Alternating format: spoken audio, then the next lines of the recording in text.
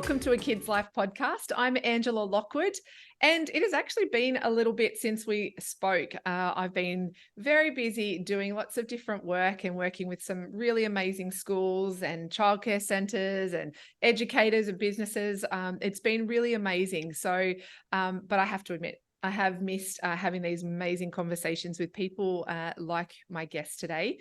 I really miss talking to people who are in the industry of helping kids and helping parents and helping educators.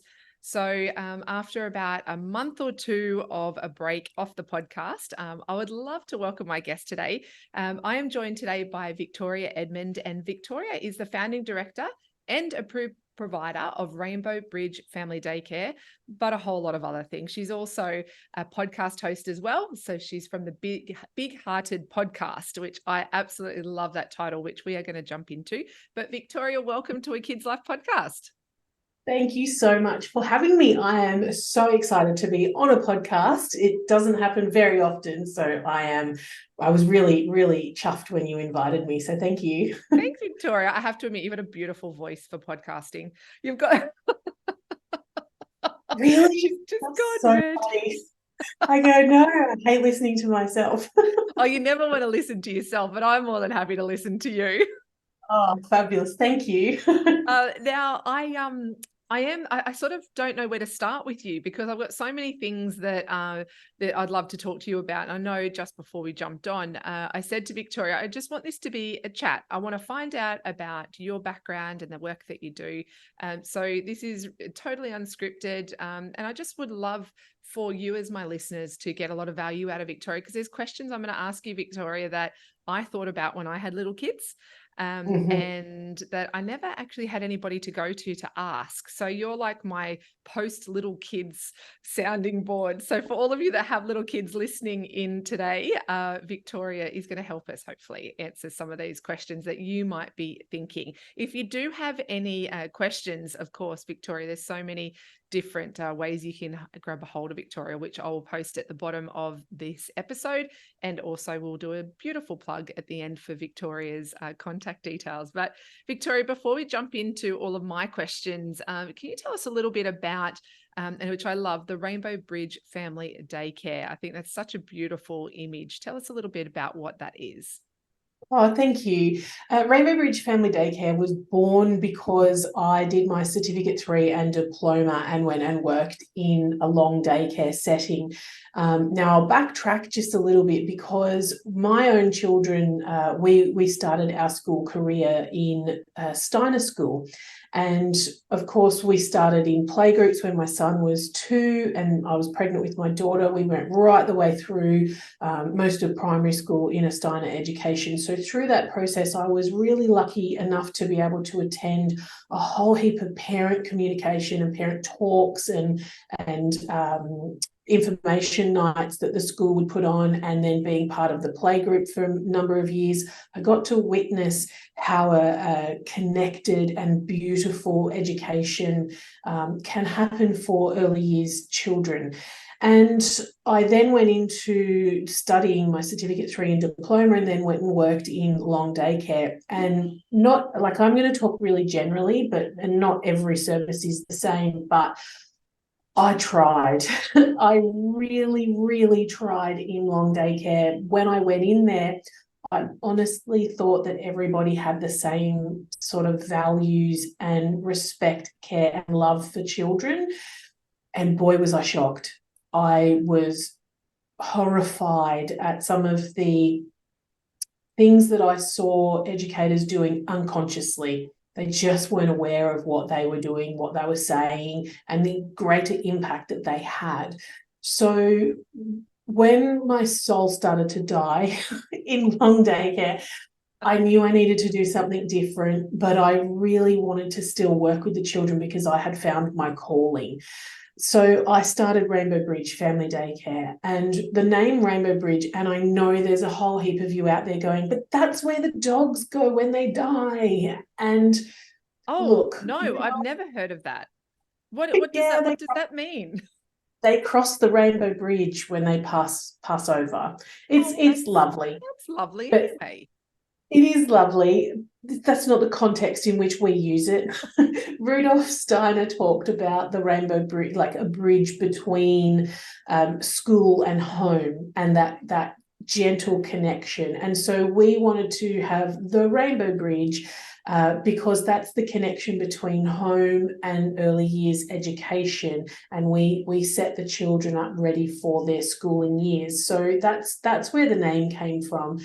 And a lot of our philosophy and the driving structures or factors behind our business are big-hearted. So they're all about truth, beauty, goodness, and reverence for the child, being in service to the child, because they are our most vulnerable in our community. They are also taking this enormous step that is not their choice to come away from their primary caregivers and come into a scenario with a complete stranger, often from a beautiful home environment, into sometimes a busy, if you're going to long daycare, a busy long daycare service, or if you're coming into family daycare, they're coming into another family's home. So it was really important for us to really intentionally engage the people that we work with, which are our educators.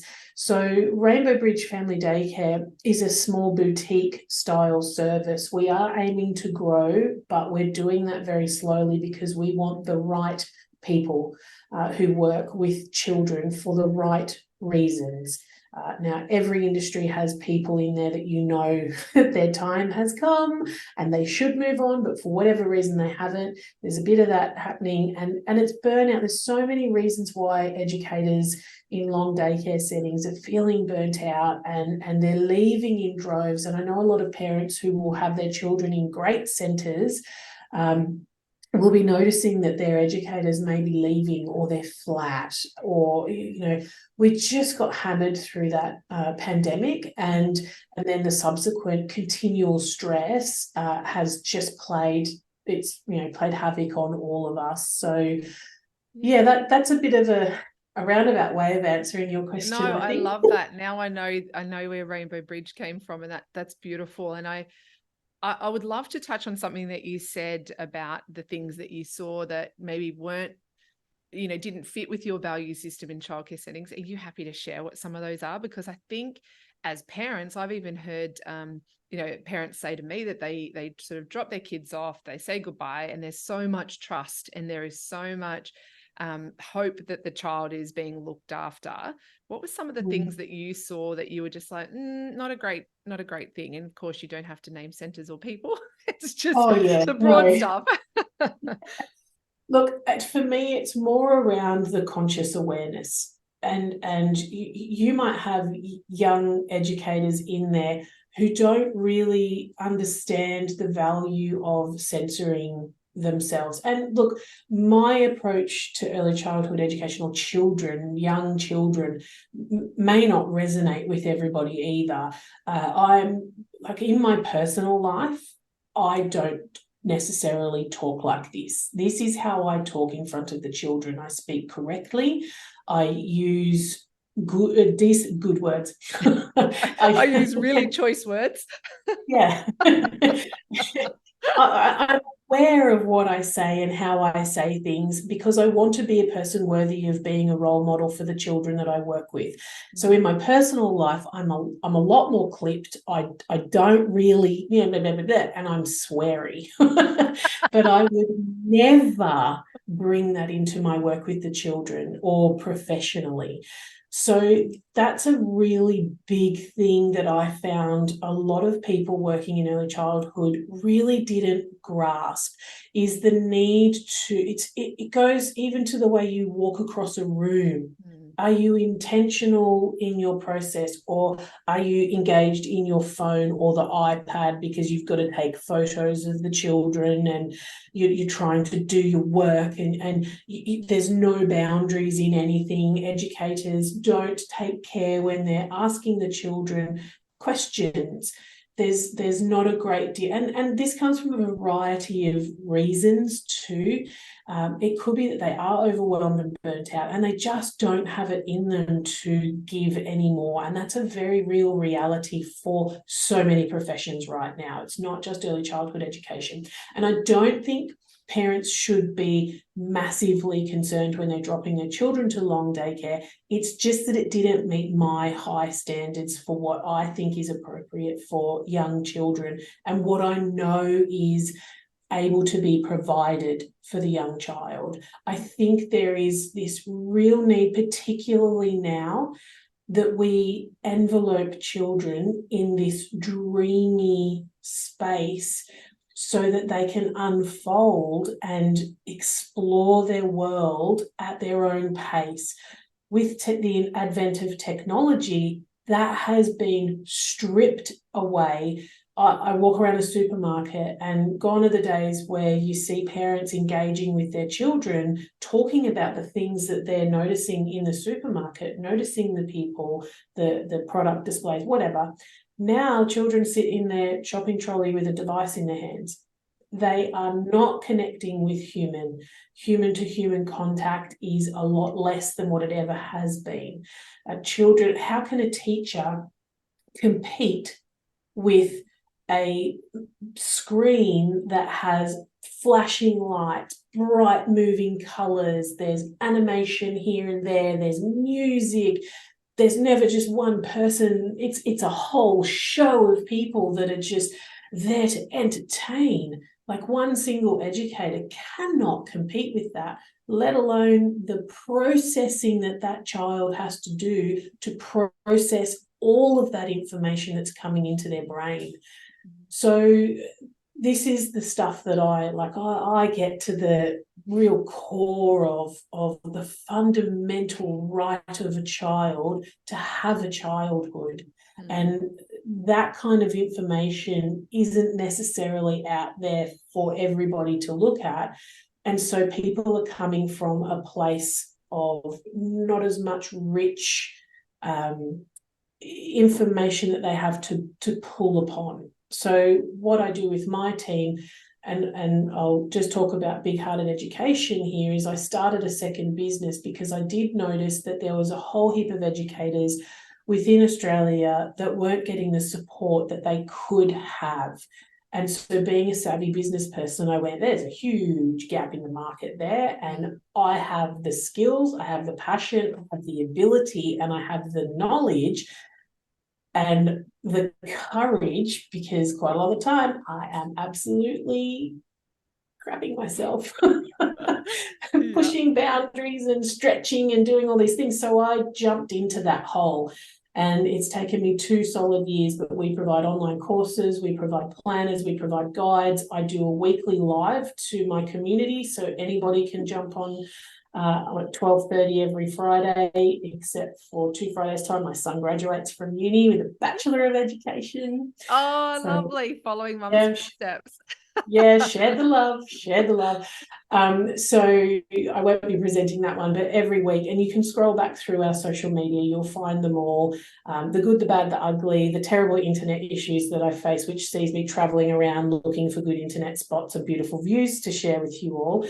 But I share information because I want people to have access to this idea that early childhood education can be fulfilling for the educator as well. And anytime an educator is fulfilled and feeling like they are engaged in what they do, it can only bring positive impacts for the children and the families.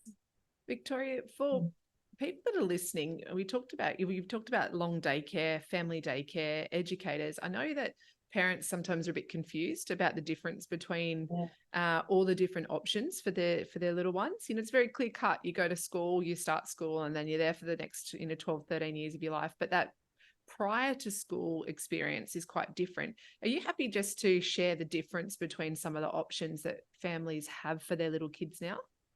Absolutely. So, pardon me, we all know like the long daycare model. I'm just going to be really honest, and I'm going to say that I personally feel like it's institutionalized care. You go into a setting when you have babies that are less than 12 months old, and there's 8 babies with 2 carers, 2 educators, 8 babies with 2 educators. And then you move up into the next realm and there's 6 children per educator. And then there's 8 children per educator, all the way up to preschool where there's 2 educators and 24 children.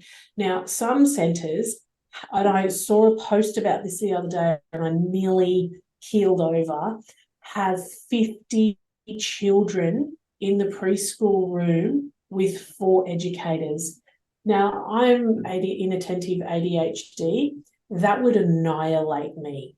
It would absolutely sensory overload my body to the point where I would melt down multiple times a day. That's what I mean when I say it's institute. Like, how can people create these beautiful, warm, loving, centered connections with children when there's 50 other people running around and 4 educators all trying to, that just overwhelms me. So long daycare is often the preferred choice, or sometimes it's the only choice people are aware of, because it is the bigger market share. Now, the difference between long daycare and family daycare is in an educator's home.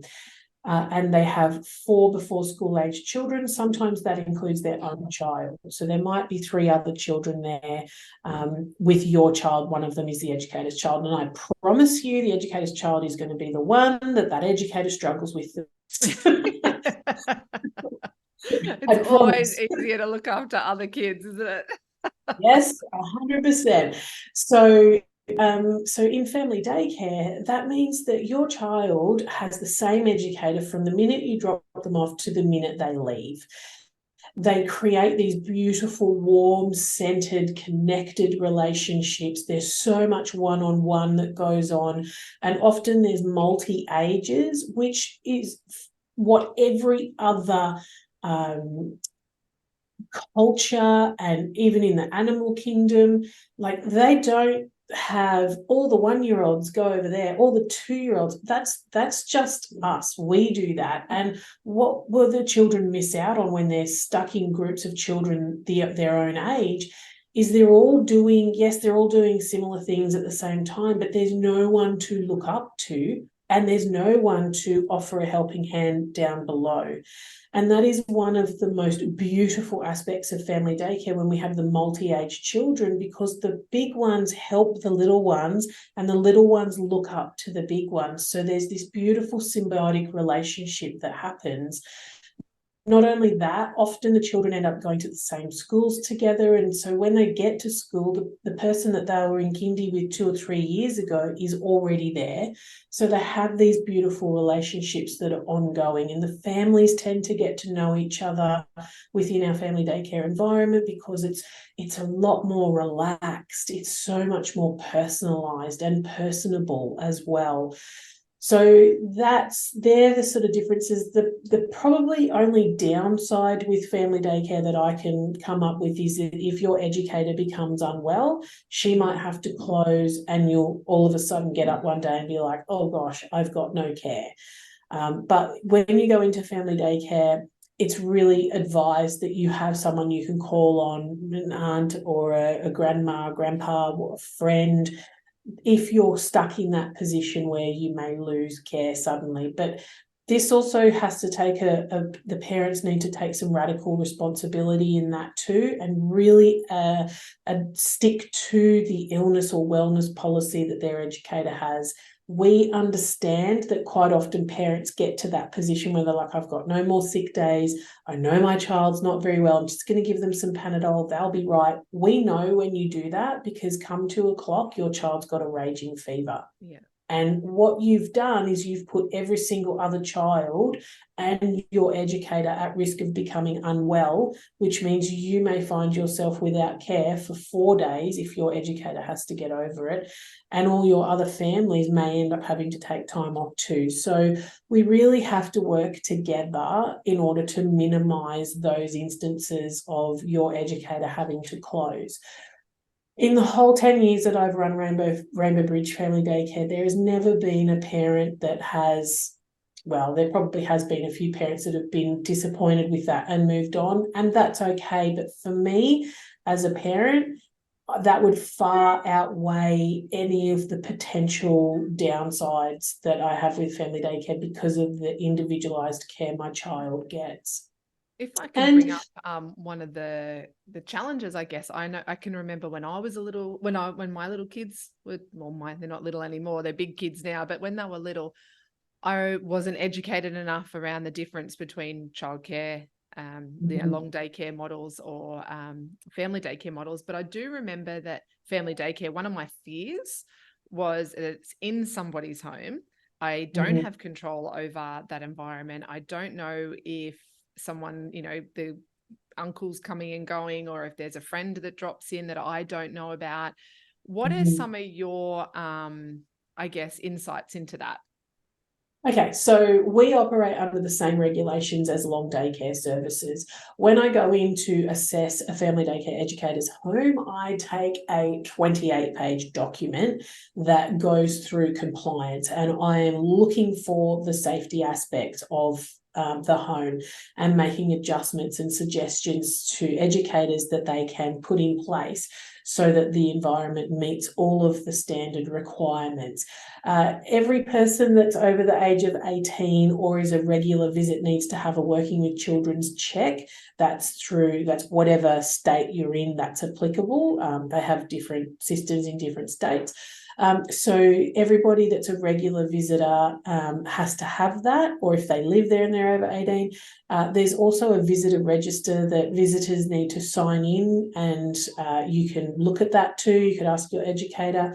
The thing here is communication. It all comes down to communication. So if you have that query or that, you're unsure of that, I would talk to your educator and ask them what they do around that. There will be policies that every family daycare service will have that they need to, the educators have to abide by, and they are available to every family if they request to read them. And I guarantee you, if you do that, your service is going to love you because you'll be able to give them feedback. And this is where it's such a great relationship that you build between the service, the educator, and yourself. Yeah. So I totally understand that fear. And I had that fear myself. I was like, oh, who's going to stop? But honestly, go and meet the educator. You will get a feeling for who they are and how they operate when you look at their space, when you look at how they engage with the other children. Ask to have a look at some of their programming, because you'll see if they're up to date with their documentation. They can tell you all about what they're doing and why they're doing it. They'll be so impressed that you've taken some interest, and they'll want to share all of that information. You'll get to gauge how professional they are by how they talk about their program and the things that they do. You'll also get a really good understanding as to how organised they are, and the level of care that they have in their documentation and their programming will also fall back on to how they care for the children as well. So I think those are really important points. You can get bad eggs in every setting. Even in long daycare, there was some really awful news that came out from down in Victoria a few weeks ago. I won't go into it, but it was within a centre, and I haven't heard of anything like that happening in family daycare. So no, thank you for clearing that up, because I know there's always people think when it comes to our kids, safety is always safety and trust, and as you say, the relationship's always really important. One of the things I know, just before we finish up, is your podcast also fascinates me. So you're obviously an absolute wealth of information, and the Big Hearted podcast, if people are listening to this and want more of Victoria, please head on over there and have a listen, because you've got some really amazing topics in there. You cover things like burnout and self-care, and then it jumps over to a risk assessment, and then, setting fair fees for people. And then you talk about mindfulness. I really love the range of information that you're sharing. Why is that important for you, that educators have that sort of complete wholeness of information, and that you deliver through your podcast? Great question. I talk about topics that I feel hot under the collar about. Because quite often I'll read a post and I'll be like, oh my goodness, like, how can you think that? Or why are you thinking that? Like, risk assessment is fabulous, because when you do a risk assessment, it means that you're more aware of what can happen and how to put things in place, A, so it doesn't happen, or B, so that you've covered yourself, and C, the children get to experience risk, because that's so important. And all these sorts of things. So like I talk about things that are relevant to what educators are sharing. But I also want educators to, I'm really transparent. My husband had a really traumatic work injury that he was involved in. He's mentally injured now. But a young man passed away at his work, and it was really awfully traumatic for us. So that took me to my knees, and I have shared transparently with my community about the burnout that I have felt coming back from that, and the pandemic and the fires that happened before. Like, it's just been relentless for the last 3 years. And I thought I was getting my breath back. And then the accident happened in October last year, and I was just devastated. So I really wanted to share that, because the more I shared that, the more educators were giving me feedback and sending me messages and asking me questions and sharing their own stories. And I just thought, there's something here in the realness in the way I share. And I try to keep it light and entertaining, but there's always a deeper message to what I'm talking about. And it's always relevant to my audience too. So setting fair fees, that came out just before the CCS cap raise. And it was so shocking to me to see so many educators were not even charging the CCS cap. And their services were telling them, oh, your families can't afford that. And it's like, hang on a second. You're a business person, you've got expenses, and you've got tax and super and sick pay and holiday pay. You've got to cover all of those bases. There is no way you can do that on $10 an hour. Like, that is so not in line with reality. Like, come on, we've got to, and you have the voice and the power to raise that professionally with your service.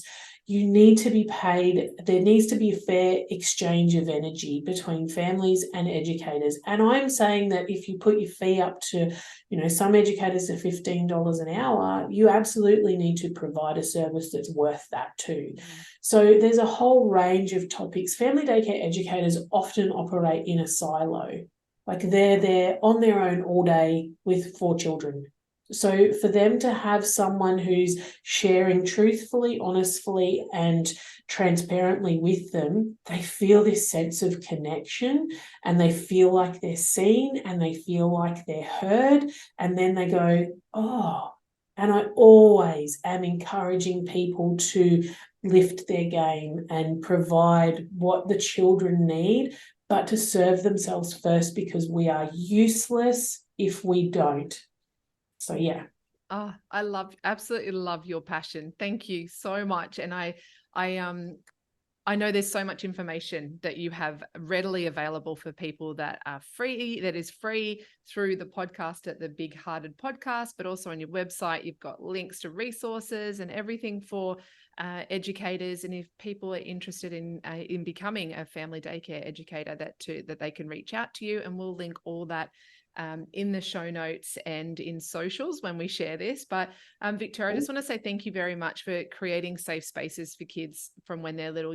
One of my actually, the whole reason I do what I do is because I believe that every child deserves to have the best start in life, whether or not, no matter where they come from, what their background is, what needs they have. Every child deserves to have the best start in life. And people like you are helping me as well with my mission in setting up, you're doing your own thing in supporting these kids. So thank you for the work that you're doing, and please keep reaching out, because I can see that you continually grow.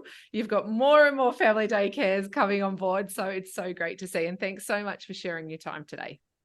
Oh, it's my absolute pleasure. Thank you so much for inviting me. I really love what I do, and I love supporting educators, even if they're not in my service. if there's someone out there who's with another service and they feel like they have questions, please just send me a message. I'm always happy to point you in the right direction or give you some guidance. I'm not secular to my own service. There's so much of me to share. And aren't we grateful for that? Thanks so much, Victoria Edmond. You've been listening to Victoria and I have a chat on a Kids Life podcast. If you want more information, you can head on over to angelalockwood.com.au or a Kids Life on Spotify or all the other places you listen. Thanks so much for listening, and thank you for caring so much about our kids to spend time with me today. Until next time, enjoy.